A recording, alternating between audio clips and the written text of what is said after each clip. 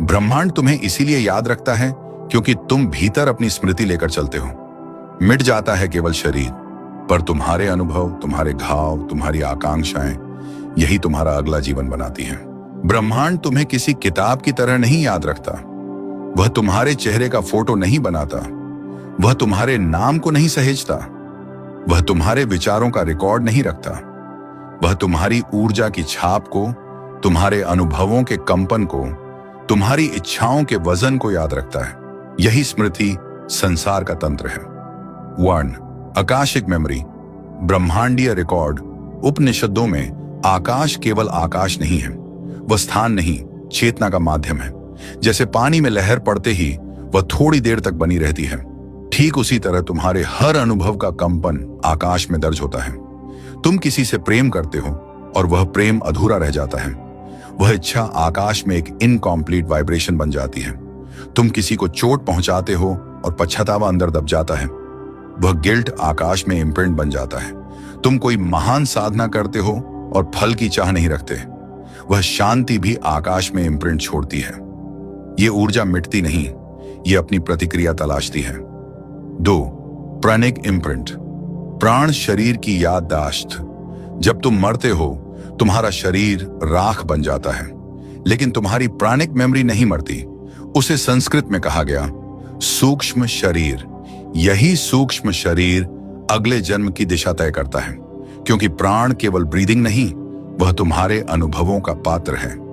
कर्म वह नहीं जो तुमने किया, कर्म वह है जो तुम्हारे भीतर जमा हो गया। तुम किसी जीवन में युद्ध लड़ते हो और मरते समय महसूस करते हो, मैं गलत था। वह पछतावा अगली देह में सीधा तुम्हारी सेंसिटिविटी बनकर आता है। लोग कहते हैं यह इंसान बहुत भावुक है, असल में वह तुम्हारे पिछले अनुभवों की प्रतिक्रिया है।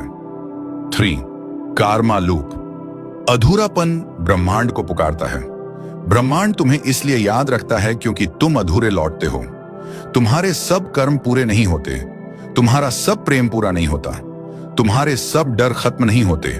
उनका भार तुम्हारे सूक्ष्म शरीर पर चढ़ जाता है। यह भार ब्रह्मांड को संकेत भेजता है, इस आत्मा को वापस भेजो, इसका अध्याय अभी समाप्त नहीं हुआ। और ब्रह्मांड प्रतिक्रिया देता है। पिता, माता, परिस्थिति, देश, समय, शरीर सब उसी तरह चुनता है जैसे तुम्हें अपनी इनकम्प्लीट एनर्जी पूरा करने का मौका मिले। यही कारण है कि कुछ लोग जन्म से ही संघर्ष में जन्म लेते हैं और कुछ जन्म से ही करुणा लेकर आते हैं।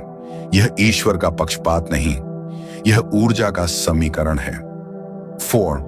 अट्रैक्शन प्रिंसिपल, समान ऊर्जा समान परिस्थितियां खींचती है। तुम्हारे भीतर जो अनरिजॉल्व्ड इंपल्सेस होते हैं वे चुंबकीय बन जाते हैं। तुम उन्हीं लोगों को मिलते हो जो तुम्हारे घाव छूते हैं। तुम उन्हीं समस्याओं का सामना करते हो जो तुम्हारे पुराने पैटर्न एक्टिवेट करती हैं। तुम उन्हीं एडिक्शंस की ओर लौटते हो जिनसे तुम कभी मुक्त नहीं हुए। ब्रह्मांड सजा नहीं देता, वह केवल मैचिंग फ्रीक्वेंसी ढूंढता है।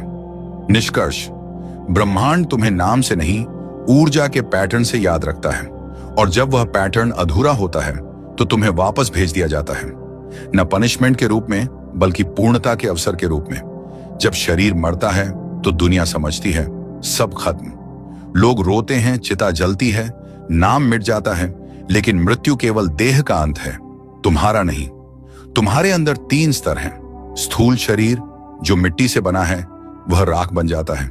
सूक्ष्म शरीर जिसमें मन, भावनाएं, इच्छाएं और अधूरी घटनाएं रहती हैं, वह जारी रहता है।